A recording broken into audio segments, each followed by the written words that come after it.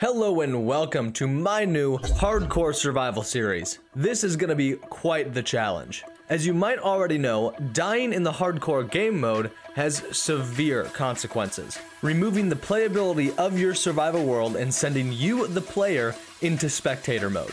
This game mode is usually exclusively available for Java, so me, being the bedrock player I am, have to use foxynotails hardcore behavior pack. This behavior pack will fundamentally change the way Minecraft Bedrock runs our world and immediately upon our death, send us into spectator mode. And since this world and series is not gonna be a strictly vanilla world, we might add a few more plugins and add-ons later on in the series as it progresses. But for now, we're gonna stick to the already challenging enough hardcore game mode. If you're familiar with any of my other content, you might already know that I tend to die a lot. I go through quite the number of totems of undying, so this is gonna be very difficult.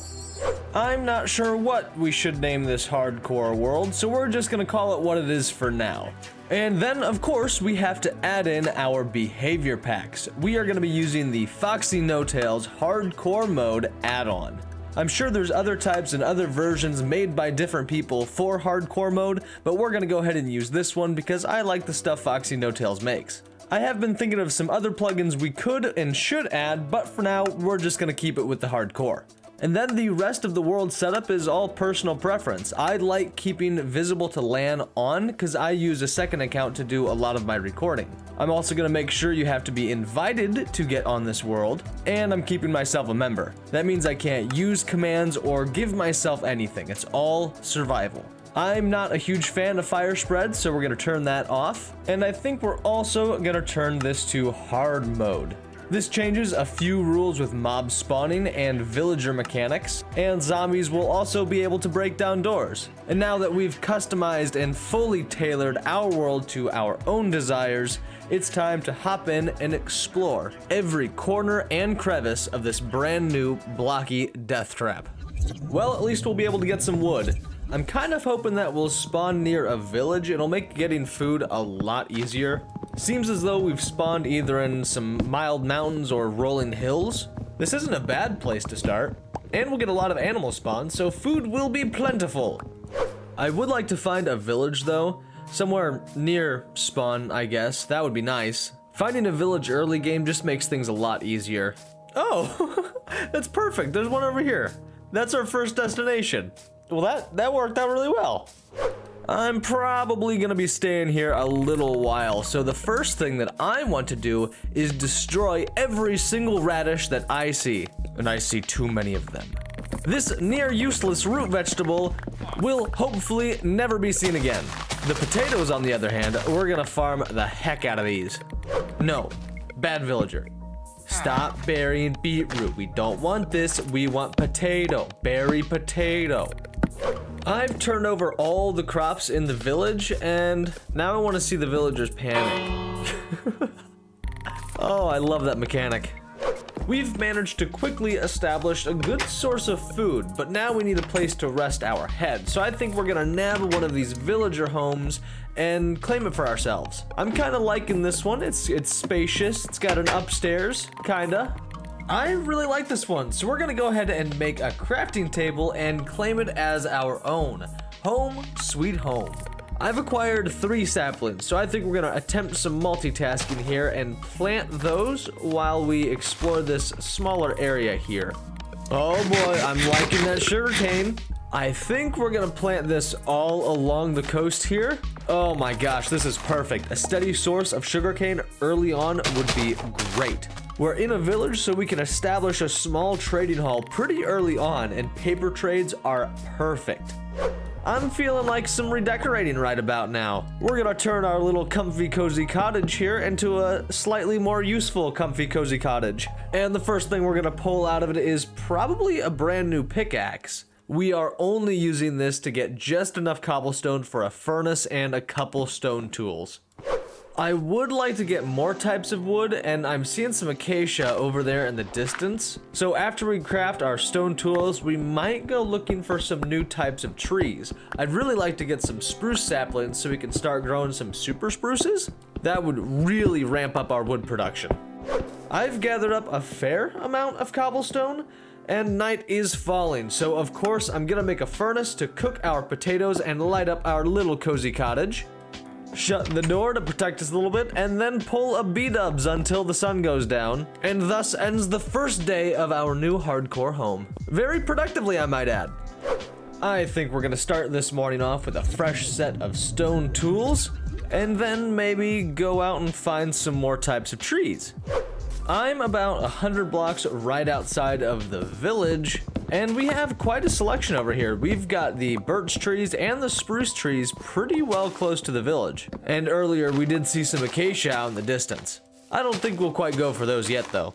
I think we're just gonna grab some spruce logs and some spruce saplings and take them back to the village. We're back at the village, and our sugarcane is doing pretty well, actually. Pretty soon here, we'll have this whole coastline filled up with it. Though I do think it's about time that we start planting our spruce trees, trying to get our log supplies up. But what can we do around here within the distance of our sugarcane and trees to stay productive and keep our crops growing?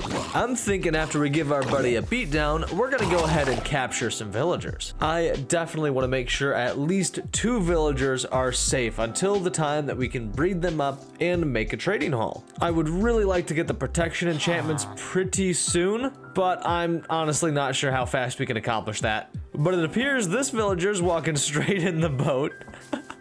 Oh, that was spectacular. And it's right about bedtime, so that works out pretty well. Thus ends a pretty perfect day 2.